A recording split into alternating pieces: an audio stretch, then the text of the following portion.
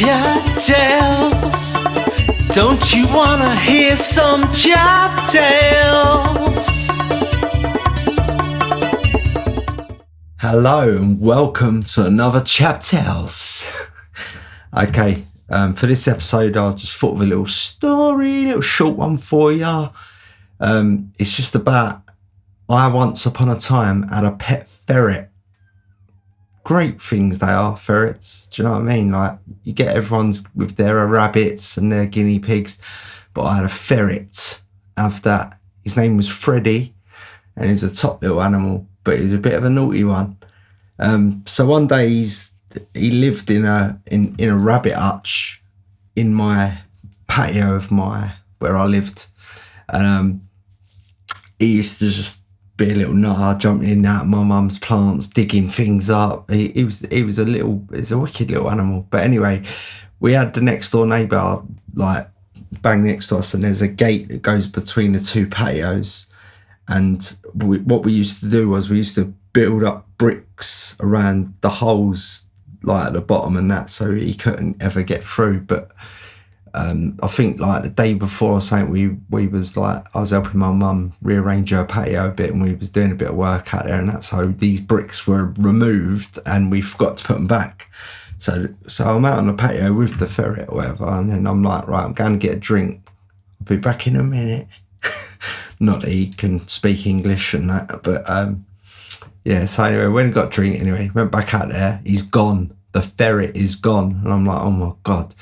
So I didn't even think that them bricks were like moved. So I was thinking, I don't know where he was. I was making sure he hadn't like dug a big hole underneath a tree or something that my mum used to have in pots in the corners of the patio. Like, anyway, after a while, I realised that these bricks had been moved, and there was a big gap, and that's just where he was. And then to certify that he was in there was the lady next door. I could just hear her screaming, going, John, you're stooped. He's in my garden.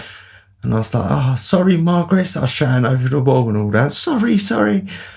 And this gate is like, he just had the biggest tree in front of it in the world, so I couldn't even open the gate to get through there myself. So I've run out of the front door, run down to her front door, and she's opened the door and let me in.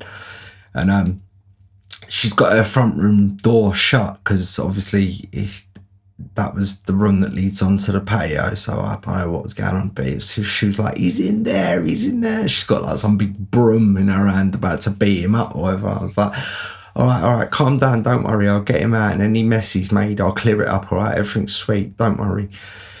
So I'm standing at the door about to go into the front room, and I'm half thinking, what's behind this door?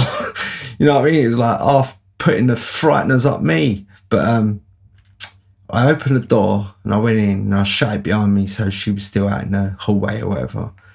And I've gone to the back door and I've looked, and he's not on her patio, like, which her patio is a lot clearer than my mum's, so it's easy to see that he weren't there. I was thinking, where's he gone, the little git?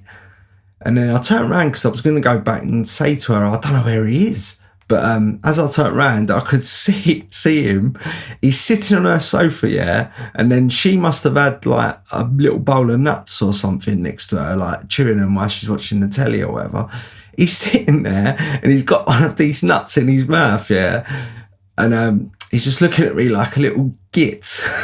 I couldn't stop laughing. I was trying to stop myself because like I didn't want the neighbour to think I was like taking a piss or whatever. But I walked over to him and I was like, Freddie, what are you doing?